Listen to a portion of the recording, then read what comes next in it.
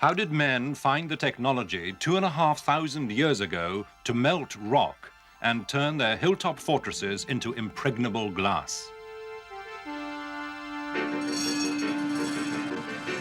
Can this German scientist justify his astonishing claim that these relics are an electric battery invented long before the birth of Christ? The remarkable thing is that these objects are 2,200 years old. That means 2,000 years before electricity was invented in Europe, in Italy. In Athens, has this distinguished professor found irrefutable evidence of ancient wisdom? Can it be that in the heart of this fragment, lost from a ship 2,000 years ago, lie hidden the cogwheels of the world's first computer?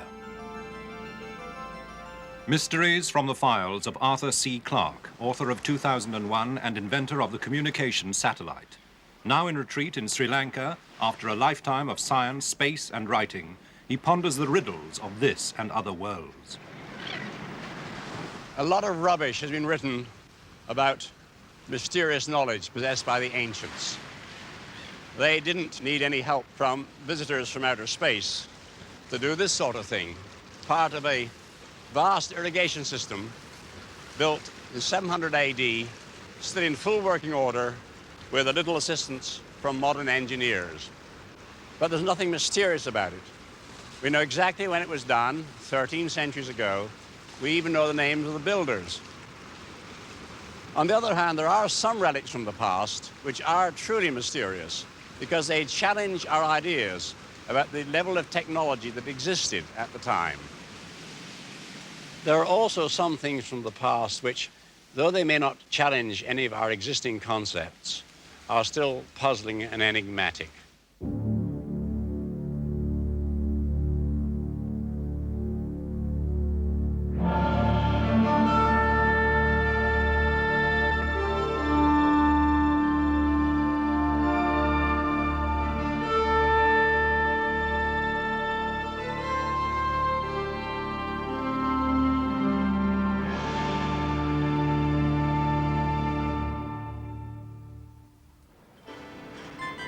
Heathrow Airport, London.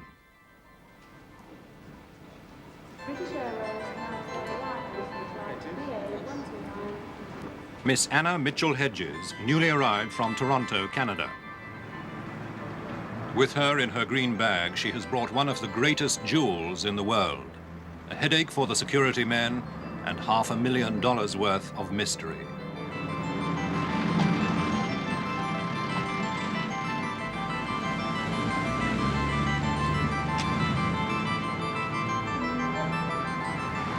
In London, the tangled story of her sinister treasure may at last be unraveled. She found it herself in a lost city when she was a girl. My father was excavating in Central America, in British Honduras, and we found an old ruin of Maya who he thought had something to do with Atlantis. And we excavated for about 7 years, clearing the ground, and then one day we spotted something shining through the stones, and that was my 17th birthday. So we were full of happiness and joy.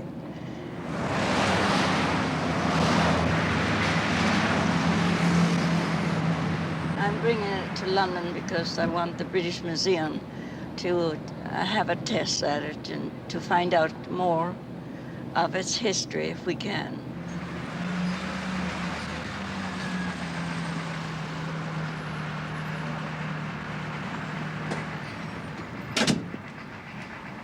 Burlington Gardens near Piccadilly Circus.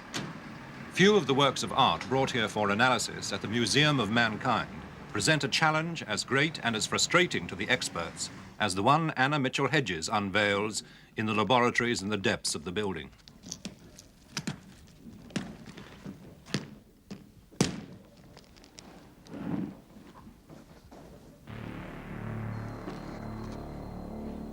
This is the weirdest gem in the world, the Skull of Doom. The circumstances of its discovery were bizarre. Its origin is unknown, and its powers, some say, are fatal. The Maya people say it was used to will death or to heal. And like if an old medicine man or a witch doctor was getting too old to perform a ceremony, a young man was chosen, and both laid in front of the altar, and the high priest would perform a ceremony, and the old man, knowledge, would go into this young boy, and the old man would pass away peacefully, but this young boy would get up as a very knowledgeable young man. This crystal skull here has tremendous power, but it also gives you a warning that something's going to happen.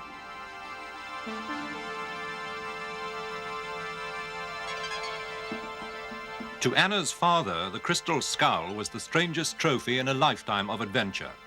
Mike Mitchell-Hedges, explorer and celebrity of the 20s, was a man who'd take on a crocodile before breakfast and before donning his trousers. Primitive tribes offered him their choicest brides and hailed him as a god. And using only a rod and line, he reeled in some of the great and monstrous creatures of the oceans. In 1924, in British Honduras, he found his buried city, Lubantun. Mitchell-Hedges believed it was part of the lost Atlantis. With the local people, the Maya, he cleared the jungle from Lubantun's pyramids and platforms. On the last of these expeditions, he brought Anna, his adopted daughter, to the city. It was on her 17th birthday that they first glimpsed the crystal skull amidst the fallen stones. For days we kept seeing something shining through the stones where the sun was giving. And of course we were anxious to get to that one spot. I went to pick it up because I had smaller hands than the other people did. And I picked it up and showed it to my father. And he just couldn't believe that we found this beautiful crystal skull. As you see, it's got all the little lumps that you have on your own head. And if you look deep down in the eyes, you'll see sockets down in the eyes. And the jaw moves like a human jaw. Almost from the day of its discovery, this, the largest worked gemstone in the world, has been a mystery. Thomas Gann, who was there, and Lady Richmond Brown stayed silent. Mitchell-Hedges simply said, "It is the embodiment of all evil." But the question remains, was it really an ancient symbol of death that took generations to fashion, or could it have been modern? The only hint lies in an uncannily similar but less intricate skull in the care of the Museum of Mankind in London. It was bought from Tiffany's, the New York jewelers, in 1898, property, it was said, of a Mexican soldier of fortune. Rock crystal is impossible to date, but the Tiffany skull does bear a faint trace, which could betray the moment when a modern cutting tool accidentally slipped.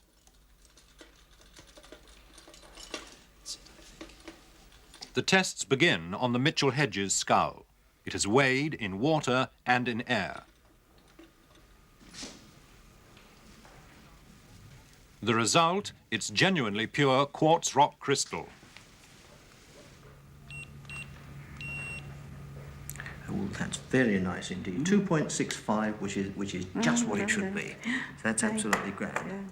There are no telltale scratches on this flawless surface to help top gem expert Alan Jobbins date the Skull of Doom. We see no positive evidence on it that metal has been used. There's no positive evidence of that, but it may have been very skillfully concealed. It's a skillful, sophisticated job. If it's made by primitive people, it's absolutely amazing. Because the standard of workmanship is absolutely first class. It must have taken anybody who made this a very considerable length of time, even if he were using modern diamond tools and every modern device that was available to him. The most likely source for quarrying such a large and immaculate block of crystal would be Brazil. But where and when it was worked are pure guesswork. Whether it was worked in Honduras or Mexico, or whether it was worked in Europe or Japan or China, I wouldn't care to say. I just wouldn't. In terms of mystery concerning their origins, I think it's likely to remain a mystery for a very long time. I mean, the probability is that the material came from Brazil, and it came from Brazil probably post-1700, sometime like that. But Alan Jobbins' theory is one with which Anna Mitchell-Hedges totally disagrees.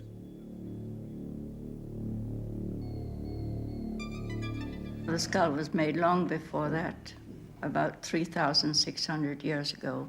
This is what the Maya people told us. I lived 7 years with the Maya people as a child, and I lived and ate and slept the same way they slept on the earth. And once you live with people who are so down to nature, you got to believe them. But what are we to believe about the strange vitrified forts of Scotland? The Iron Age hill fort of Tapo North, more than 1,800 feet up in the hills of Aberdeenshire.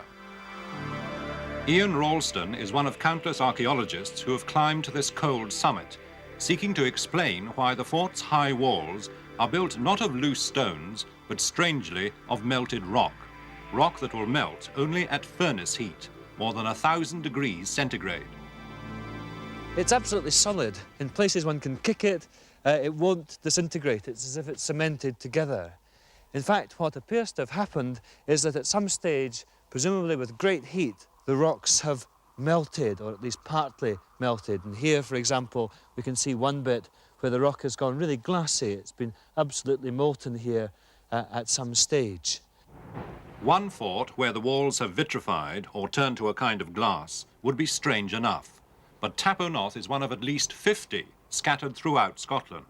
And no one has yet managed to explain whether the rock walls, sometimes hundreds of feet long, were melted accidentally, perhaps in battle, or whether the fort builders used some technique now lost to strengthen the walls by welding the rock together. Ian Ralston, in an ambitious attempt to crack the mystery, decided to build his own Iron Age fort.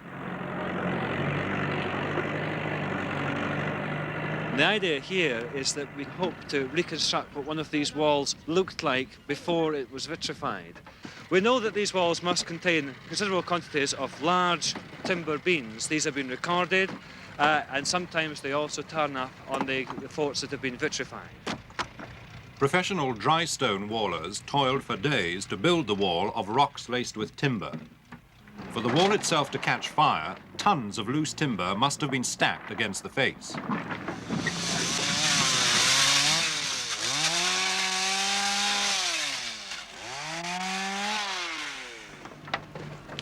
This, as regards authenticity, I think is a very good attempt at one of these walls. Of course, the main thing is it's only part of the circuit of a defence. We've only built something like 6 or 8 metres in length. So it's a part model, but that part, I think, is fairly accurate. Lovely.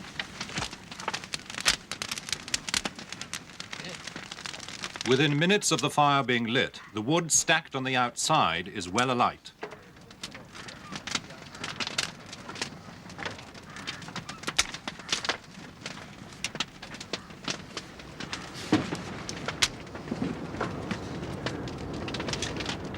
Within an hour, the framework of wooden beams has caught fire, carrying the flames to the heart of the wall. It is here in the center that enough heat may build up to melt the stones.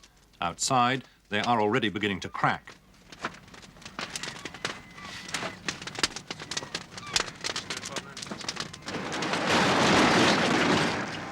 After several hours and many tons of wood, a load of old furniture has to be commandeered from the local dustmen.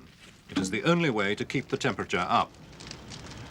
Later, yet another consignment of wood, the 6th of the day, arrives to keep the fires burning. As night falls over Aberdeen, weary helpers begin to realize the true extent of the mystery of the vitrified forts. To wonder not only how the fort builders could achieve the searing temperatures needed to melt the rock, but how they managed to drag vast quantities of wood up to the hilltops with only primitive transport.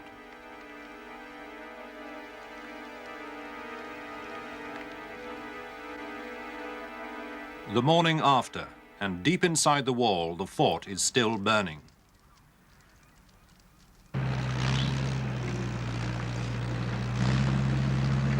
22 hours after the fire was first lit, it's time to demolish the wall and see whether the stones at its core have melted. At first sight, the result looks disappointing. There are no ramparts of fused stone. The search is now on for evidence that any rocks have melted.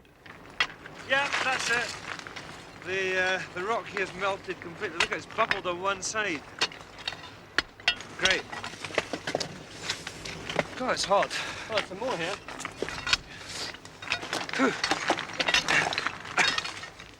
We've been able to show that at least a very small quantity, in the case of this wall, of the rock has indeed melted and then re-solidified.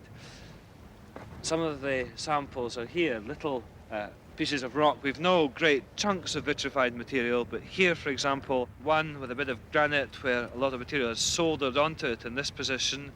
And this other one is one which has gone really glassy on the surface, the real vitrified effects. And you see perhaps when we move it round in the light that it catches it on this face. But the mystery of Tapo North and the other vitrified forts of Scotland has survived the experiments of the modern archaeologists. For all their expertise and the tons of wood they burnt, the 20th century fort builders produced only a handful of melted rock and no real answers. Beyond the conviction that the walls of this great castle must have been fused together as a deliberate act by people who dragged forests to mountaintops like this, there is nothing to explain why they set the hills alight 2,500 years ago. This experiment suggests it would have taken half the trees in Scotland to vitrify all the forts. So we only deepen the mystery. Such things as the crystal skull and vitrified forts are intriguing and puzzling, but they don't shake our preconceived ideas about history. Yet there are other artifacts which do just that, if they are what they seem to be. This man, Dr. Arne Egebrecht, director of a West German museum, has no doubt at all that there is at least one astonishing example of ancient technology which is 2,000 years ahead of its time. He found it in an exhibition of treasures from ancient Iraq, a pottery jar, a copper cylinder, and an iron rod discovered in Baghdad. He believes they are components of an electric battery, made 2,000 years before batteries were invented in the West. I decided to check it, and for that purpose, we got made a replica. Here you see the replica, the Baghdad battery. You see here a ceramic pot, you see a copper cylinder, and you see the iron rod here. All replicas. Now I have here a voltmeter. And this voltmeter shows on the scale a distance from 0, a quarter of a volt, to half a volt here, which we should reach by this battery. For that purpose, I combine now the voltmeter and the battery with these wires. Now, one wire is fixed to the rod, the other one is fixed to the copper cylinder. To get it to work, we need only some acid. And for that purpose, a bunch of grapes should help us and should do it. Here I have the grapes and here a glass. And in this, I'm putting now some of the grapes. And with a wooden stick, I am pressing the juice out of it. I hope I get enough so that we see on the scale how the voltmeter is working.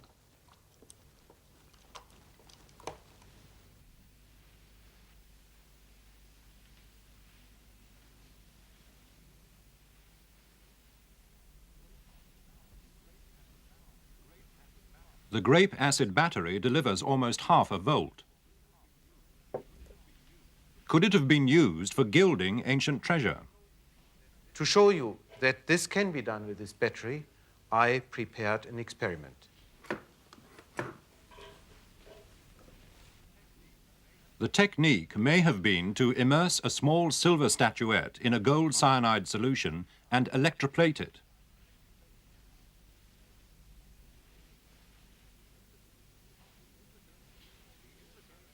The implications for museum directors are chilling. Treasures they always assumed to be solid gold may merely have been gilded. And indeed, in a matter of minutes, the bottom half of this silver statuette acquires the sheen of gold. This experiment shows that it is possible to do it, and that also in ancient times it might have been possible to have these batterings used for such gold plating processes. If this is indeed an electric battery, well, one can only register astonishment because it's 2,000 years ahead of its time. Still, it's possible we have completely misinterpreted its function. It may be something quite different, like a container for scrolls. But from almost the same era, there's a device about which there's now no dispute. And here's a friend I've been bullying for 20 years to complete his researches on it. Professor Derek de Sawyer Price of Yale University. It was in Athens, among a group of statues brought up in 1900 from a ship wrecked around the time of the birth of Christ, that Price made his discovery. The ship sank off the island of Antikythera near Crete.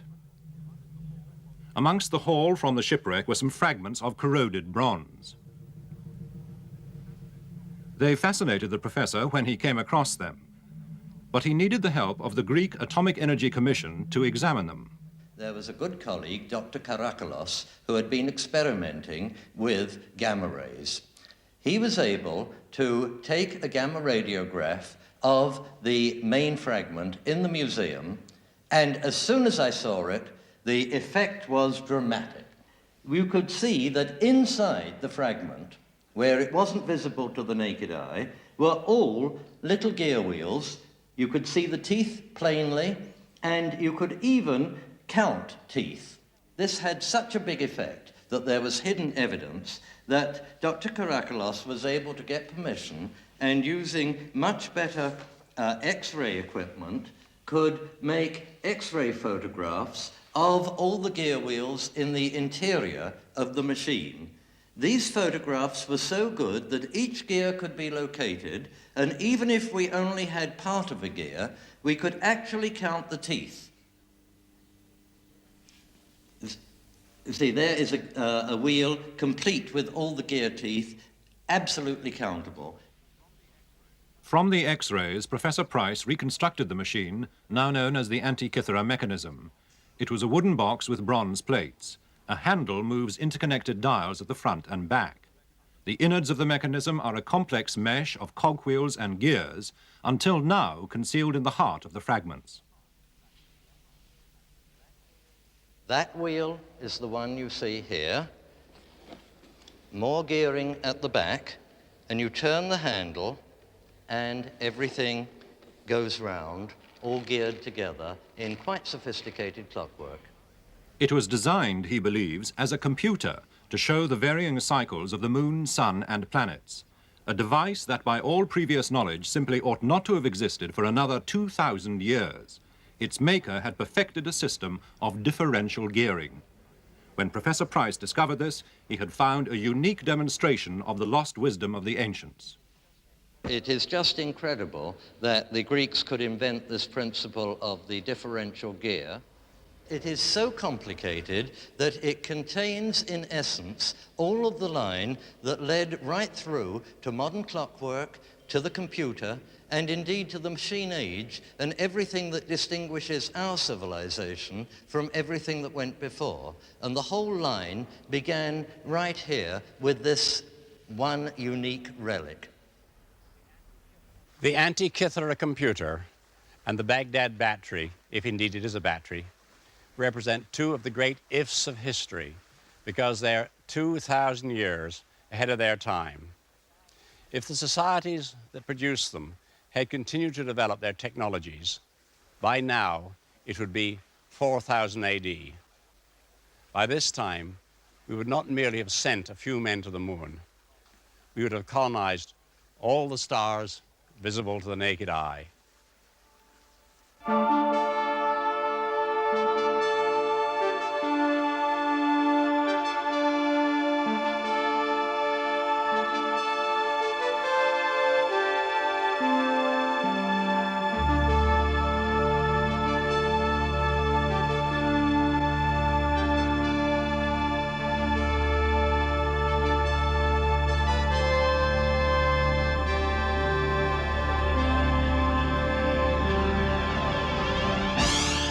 Next week, the search for the world's missing ape men.